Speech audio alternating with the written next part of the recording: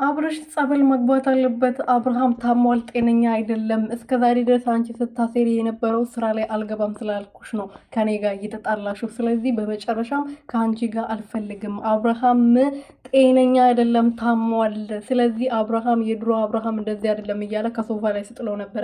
አረ ወንድ ልጅ፣ አረ የወንድ ልጅ አምላክ የለም ወይ? ተጫወቱበት ኮሌጁ ላይ። ለነገሩ እሱ አይደል እንደ መጫወቻ መሆን እንዲሆን የፈቀደላቸው።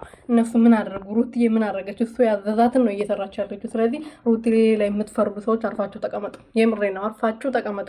ሰላም ሰላም ቤተሰብ፣ እንዴት ናችሁ? ደህና ናችሁ ወይ? እኔ ያለው እግዚአብሔር ይመስገን። በያላችሁበት ሰላማችሁ ብዝት ተረፍረፍ ይበልልኝ። ለዚህ ቻናል አዲስ የሆናችሁ ሰብስክራይብ፣ ሼር፣ ላይክ እያደረጋችሁ ቤተሰብ እንድትሆኑ በትህትና እየጠየኩኝ እንግዲህ አብርሽ ወደ ቤቱ ተመልሰዋል ነው የምላችሁ። ወደ ቤቱ ሶፋው ላይ ልክ እንደ በፊቱ ደርበብ ብሎ ከነግርማ ሞገሱ ተኝቷል። እንግዲህ እንደምታዩት ዛሬ ከስንት ጊዜ በኋላ ነው ሶፋው ላይ የተቀመጠው ከሚስቱ ጋር ማለት ነው።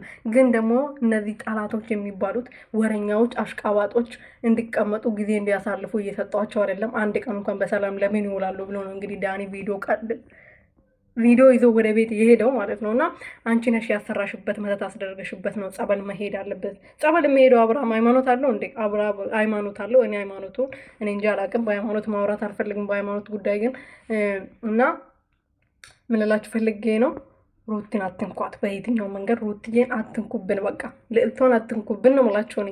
እና ጸበልም ከወሰዳችሁ ተሰዱት። ልጁን ግን ከሶፋ ላይ እየጣላችሁ እንደዚህ ባትጫወቱበት፣ እንደ ህፃን ልጅ ባታደርጉት ደስ ይለናል። የምር ያሳዝናል። እንደዚህ ስታዩት ወንድም አላችሁ፣ አባት አለን፣ ባል አለን አይደለ?